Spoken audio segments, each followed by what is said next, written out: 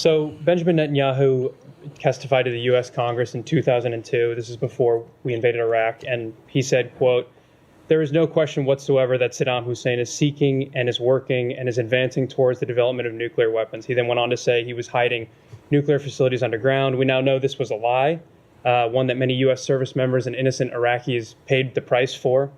Netanyahu, in that same congressional hearing, goes on to say, "Obviously, we'd like to see regime change, at least I would, in Iran. The question now is, what is the best way to proceed? It's not a question of whether you'd like to see regime change in Iran, but how to achieve it." So my two questions for you are, one, how can we trust somebody who goaded our country into war in Iraq based on falsehoods? And two, given this weekend's events, why are we confident he won't do the same thing with Iran?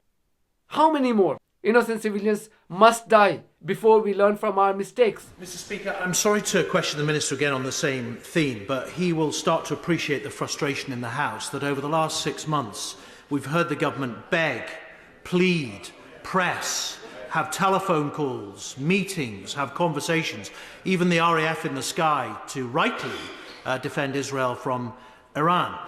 And yet it's occurring to many of us that the Israeli government cares little for what we say. It's been few days since Iran attacked Israel and launched hundreds of missiles and drones on Israel by damaging two of its key bases that were used to launch attack on Iranian consulate in Syria. Now, in the UK, the Rishi Sunak government has been going overboard in establishing its loyalty or proving its loyalty to Israel.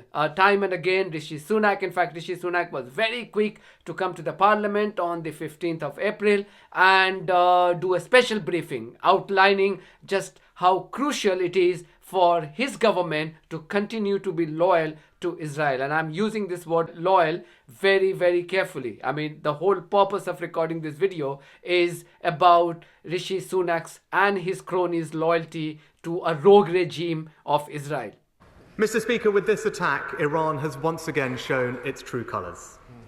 They are intent on sowing chaos in their own backyard, on further destabilising the Middle East. Our aim is to support stability and security, because it is right for the region and because, although the Middle East is thousands of miles away, it has a direct effect on our security and prosperity at home. So we are working urgently with our allies to de-escalate the situation and prevent further bloodshed.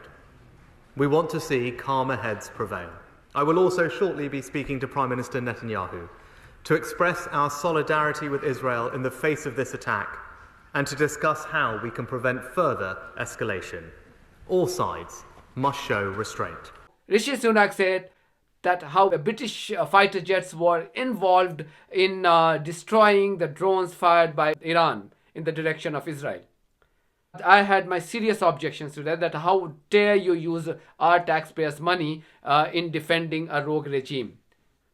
I mean, you don't even have a treaty, you don't even have an agreement, parliamentary agreement approved by the parliament to defend Israel. So why on this occasion? And why not other countries? Why only Israel? When we know that Israel has been violating international laws and international humanitarian laws, the regime is being investigated by none other than the highest court in the world, International Court of Justice, for committing war crimes, for committing genocide. That regime has killed more than 35,000 people, counted, including 17,000 children and babies. This death toll could easily cross over 100,000 once we know the true picture of devastation in Gaza. The UK government has been going overboard in establishing or proving its loyalty to Netanyahu. As I speak, the unelected Foreign Secretary David Cameron is in Israel to meet Netanyahu, who I call a terrorist, and other ministers out there. Now I'll tell you what. Moment after he held that meeting with Netanyahu, what does Netanyahu do? Netanyahu comes out and says, yes, he's held meeting with David Cameron. He has had a phone conversation with Rishi Sunak, but thank you very much for their loyalty, thank you very much for their support. But I want to make them clear that Israel will do what it thinks is in its interest. So therefore, thank you, but no thanks. אני בא עכשיו מפגישות עם שרי החוץ של בריטניה וגרמניה. אמש שוחחתי עם ראש ממשלת בריטניה רישי סונק. בקרוב אני גם משוחח עם מנהיגים נוספים. אני מודה לידידינו על תמיכתם בהגנת ישראל, ואני אומר את זה גם תמיכה במילים וגם תמיכה במעשים. יש להם גם כל מיני הצעות ועצות, אני מעריך את זה, אבל אני רוצה להבהיר שאת ההחלטות שלנו אנחנו נקבל בעצמנו. ומדינת ישראל תעשה כל מה שצריך כדי להגן על עצמה. הממשלה תאשר היום את תוכנית תקומה לשיקום יישובי עוטף עזה. אנחנו נשקיע סכום גדול מאוד של 19 מיליארד שקלים כדי להזניק את יישובי עוטף עזה לדורות. אנחנו נשקיע בדיור, בתשתיות, בחינוך, בתעסוקה, ברפואה ועוד. מחבלי החמאס ביקשו לעקור אותנו, אנחנו נעקור אותם ונעמיק שורש. נבנה את ארץ ישראל, נשמור על המדינה שלנו. תודה רבה לכם. So what does it say about Rishi Sunak and his government? What does it say? That Israel is treating you like a doormat. The rogue regime doesn't even want you to bend, and you are happy to crawl. So your status before Israel or before Israeli regime is nothing more than that of a doormat. That the regime will use it, throw it, that's it. You will never be equal to that. And that raises a bigger question as to why Rishi Sunak and his cronies in the government are so desperate to remain loyal to a rogue regime, even when that regime has zero respect for you or for your country, for the country that you represent. And that's not my sense, right? That's not my sense. And several MPs appeared very, very concerned about the humanitarian catastrophe in Gaza.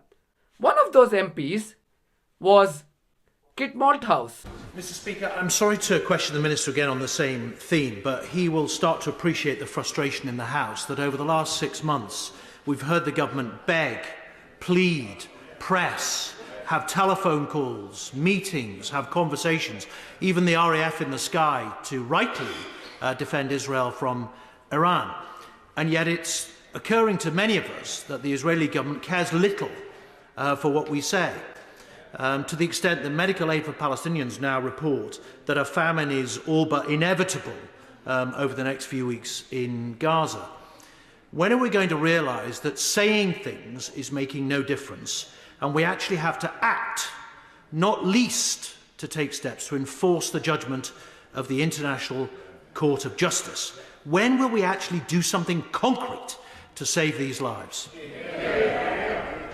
He spoke about the deteriorating situation in Gaza, that's fine. But the highlight of his question was that we have gone overboard in proving our loyalty to Israel, but Israel doesn't care about us. And he said this is not just his sentiment, but that sentiment is being shared by many other MPs in the parliament. That we are bending backwards to prove our loyalty to Israel. In return, Israel doesn't care about us. And this is not just Kit Malthouse. You've seen the changing tune of other MPs as well, like David Lammy of the Labour Party, which is an extended arm of the Conservative Party for all the practical purposes. Now this Lammy, guys, was all over TV channels defending Israel in the immediate aftermath of the 7th of October attacks. The line he was taking was based on a lie. He was going around telling news presenters that Hamas had raped babies. We now know that that was a fake news and that was a propaganda peddled by Israel. And Lammy was well prepared, more than happy to repeat those lies. He has not apologized for that. Even though his support and the support by his boss Keir Starmer encouraged Israel to carry out the genocide in Gaza with impunity. He has not apologized. Many of you think that the reason why he has changed his tune because he is concerned about his re-election from Tottenham. That could well be the reason. And who have you been supporting?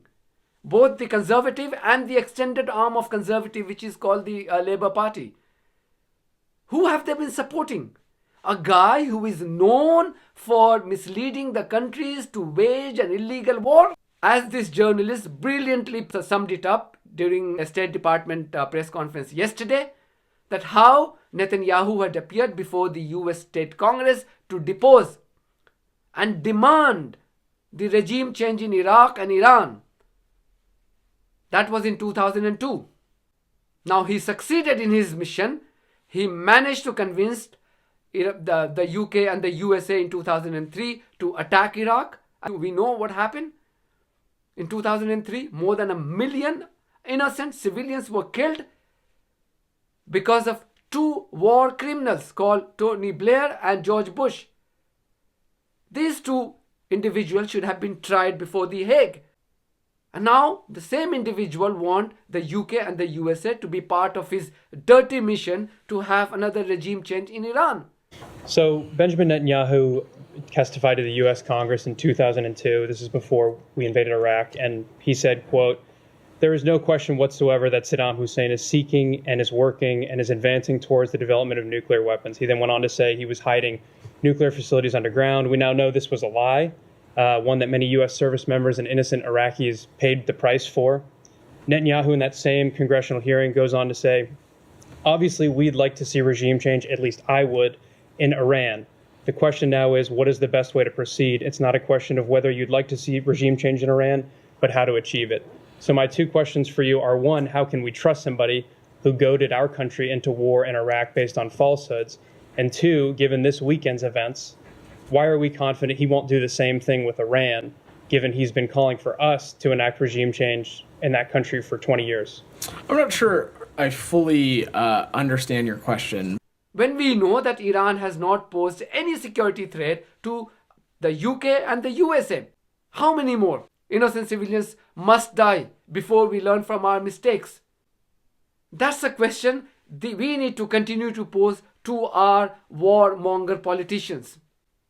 Thank you very much for watching my video. If you haven't subscribed to my channel, please do so, because that's one of the many ways you can support independent journalism. God bless you all.